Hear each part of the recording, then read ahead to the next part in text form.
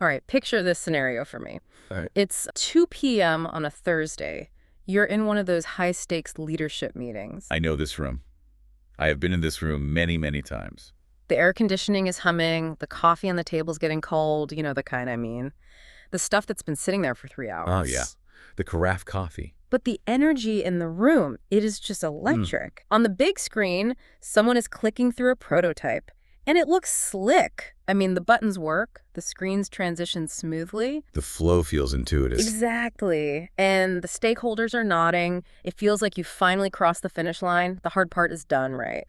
It's a great feeling. That moment of alignment is so powerful. Everyone agrees on the vision.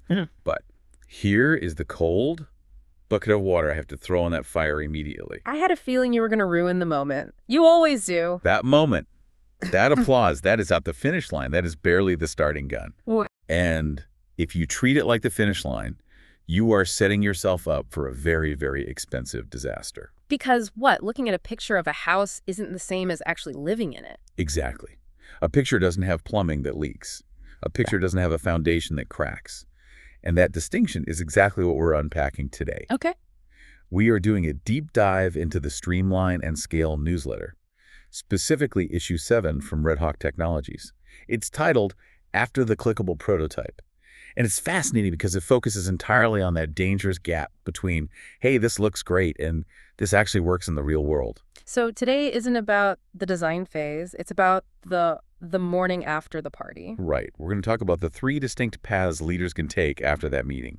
And spoiler alert, just build it is only one of them. Interesting. We're going to look at how to structure the delivery so the thing doesn't fall apart 6 months later. And then, and this is the part I'm really excited to get into, we're going to look at a case study on using an AI-first approach to build software 4 times faster. But without all the hallucinations and messy code we usually hear about? Precisely. It's a masterclass in discipline over momentum. The central idea here is really simple, but, often ignored. Approval authorizes investment, but it does not guarantee production confidence. Production confidence. Okay, let's put a pin in that term because I think that's our North Star for this deep dive. But let's go back to that conference room. The prototype is approved. Everyone is high-fiving. What usually happens is a rush to code. The adrenaline takes over. You hire the team, you start the sprints, you burn the budget. But the source material suggests we need to hit the brakes and view the prototype not as a green light, but as a decision gate. A decision gate. Okay, let's unpack that. Because usually if I show you a prototype and you say you like it, I assume the decision is go. Right. So that's the instant. So why would we stop if we just got a yes? Because, I like the look of this is not the same thing as this business model scales. The newsletter outlines 3 paths. Path 1 is the one you're expecting. Proceed to build. Okay, so that is an option. We aren't just here to crush dreams today. It is an option. Yeah. But even here, the mindset has to shift. You move from hope, just hoping users will like it, to confidence. The conversation changes from stakeholders asking abstract questions like, what if we did this? To very concrete, logistical questions like, when can we launch this? So the abstract debate is over. We're not brainstorming anymore. Okay, so that's the happy path. That's when everything goes right. But you said there were 3 paths. So what happens if the prototype was good, but maybe it raised some eyebrows? That brings us to path 2. Refine the idea. This is where discipline really kicks in. Let's say the prototype reveals that while the interface is pretty, the actual business case isn't airtight. Or maybe the user flow raises some adoption questions like, will people actually click this 12 times to get a result?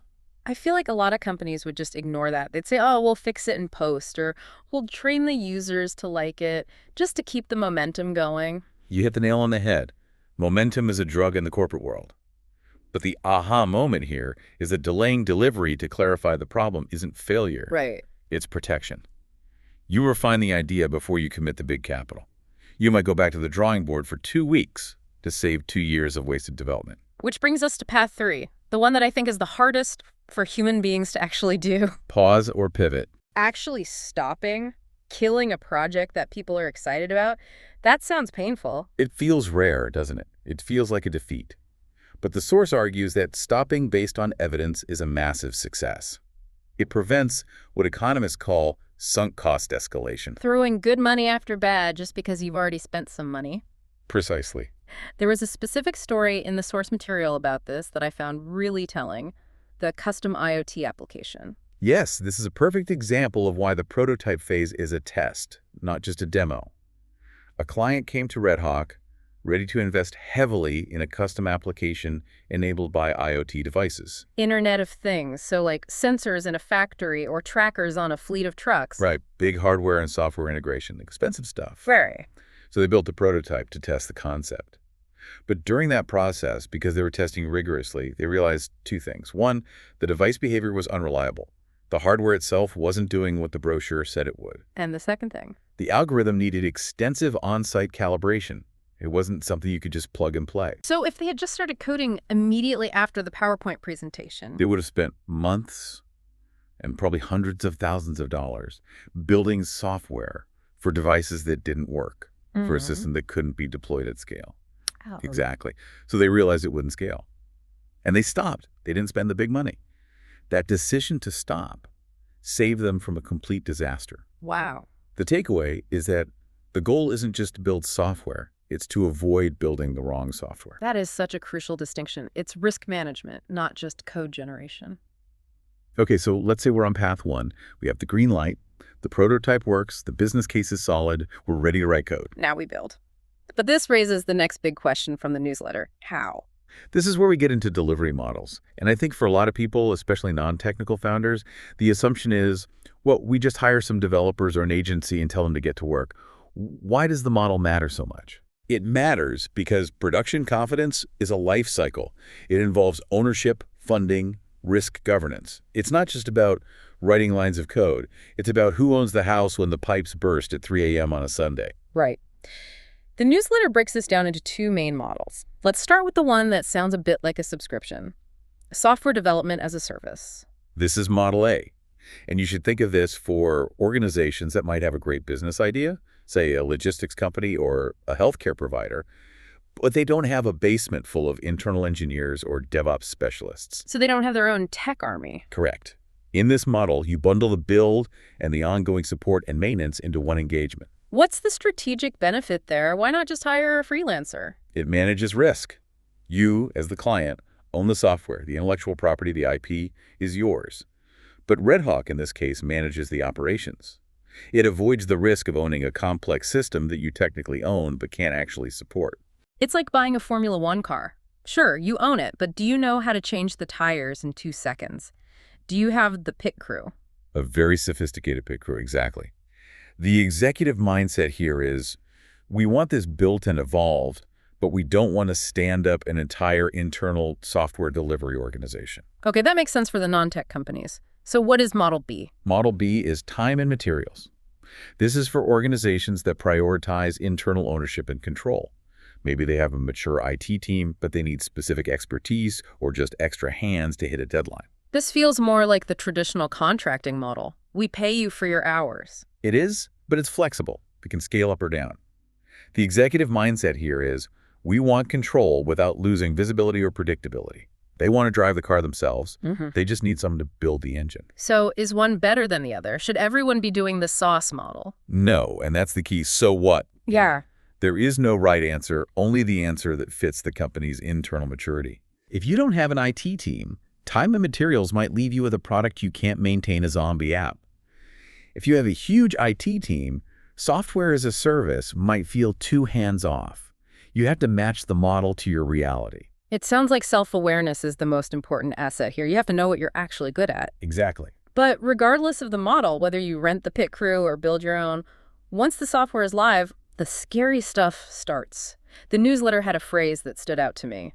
Real users, real data, real change. This is where the rubber meets the road. And this brings us to a topic that usually makes people's eyes glaze over until they get hacked. Software composition analysis, or SCA. Okay, keep it accessible for us. They used an analogy about an ingredient list. It's exactly that. In the industry, it's known as an SBOM, a software bill of materials. Here's the reality a lot of people don't realize. Modern software isn't written from scratch like a novel. Right. It's assembled like a car. Use libraries, frameworks, third-party tools. So it's like baking a cake. I write the recipe, but I'm using pre-made mix, store-bought frosting, and sprinkles from a jar. Precisely. And you need to know if the factory that made the sprinkles just announced a recall because they contain lead. That took a dark turn, but I get the point. If the sprinkles, the third-party code, have a vulnerability, my software has a vulnerability. And the scale of this problem is massive. The source provides a staggering statistic. Approximately 47,000 new vulnerabilities are disclosed a year. Wait, 47,000 a year? That breaks down to roughly 130 every single day. 130 a day? That is terrifying. It is, and hackers know this. Attacks target these dependencies. They don't just bang on your firewall. They look for a weak lock in a window frame you bought from a third-party vendor. So Red Hawk SCA isn't critiquing the code I wrote, it's checking the safety of the blocks I built with. Precisely. It's about managing technical debt and security risk as a continuous process, not a one-time check. You need to know the moment one of your ingredients goes bad. This actually segues perfectly into our next segment, because Red Hawk realized they needed to rebuild their own internal SCA tool. They needed to make it pretty, usable, and fast. And this is where we get to the AI-first case study.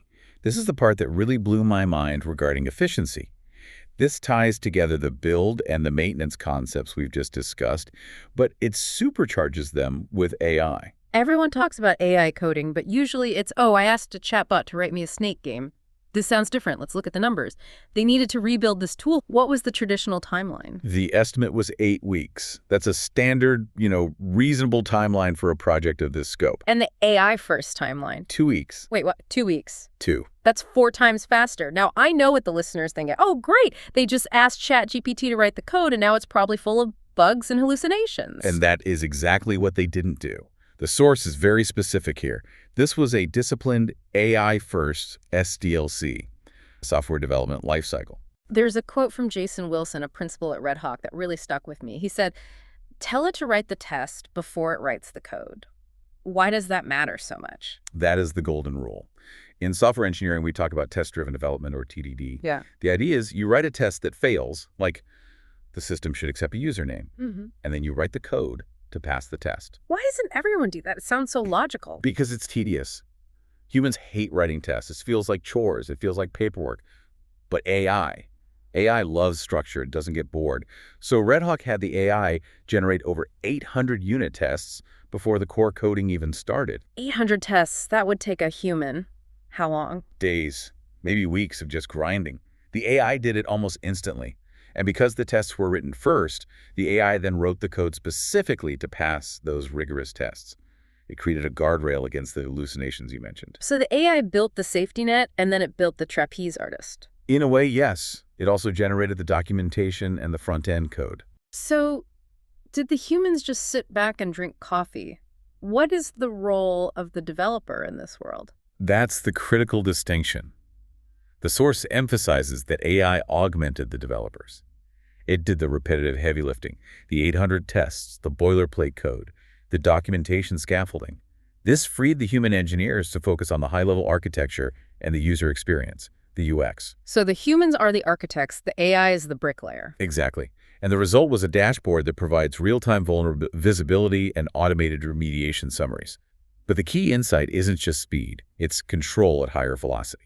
Control at higher velocity. I like that. It's not just driving fast, it's driving fast with better brakes. AI creates leverage, but only if you apply it inside a system that already values clarity. If you use AI in a messy process, you just get messy code faster. Red Hawk used it within a discipline structure. Write the test first, so they got quality code faster. It really circles back to the theme of the whole newsletter, discipline. Whether it's choosing to pause a prototype, choosing the right delivery model, or using AI, it's about being intentional. Absolutely. The shiny object, the prototype, the new AI tool is never the answer in itself. The answer is how leadership manages those tools. So let's bring this all together. We've covered a lot of ground, from the boardroom to the server room. What are the big takeaways for someone listening to this right now? I see 3 main pillars. First, treat the prototype as a decision gate, not a launch pad. You have 3 options: build, refine, or pause. All 3 are valid. Don't be afraid to pause. Production confidence requires a choice. You have to actively choose a delivery model, software as a service, or time and materials based on your internal capabilities, not just what's cheapest or fastest. You have to decide who owns the risk. AI accelerates delivery, but it demands architectural discipline. You can move 4 times faster, but only if you have a system like write the test first to keep the rails on the track. I want to ask the listener a question based on this. If you're looking at a prototype right now, maybe you just came out of that meeting we described at the start. Are you asking, can we build this? Or are you asking the harder question, should we build this? And who is going to own it when, not if, but when it breaks? That's the difference between a project that launches and a project that lasts. I want to leave the listener with one final thought from the source material that I found really provocative. It challenges the hustle culture we're all so used to. Let's hear it. Better software doesn't come from working harder. It comes from making the decision to stop, refine, or build before the code is written. That is powerful. It's not about the code you write. It's about the decisions you make before you touch the keyboard. Precisely. Measure twice, code once. Well, this has been a fascinating look behind the executive curtain. If you want to dive even deeper, check the show notes for the link to the full Streamline and Scale newsletter from Red Hawk Technologies. It is well worth the read. Thanks for listening. See you in the next deep dive.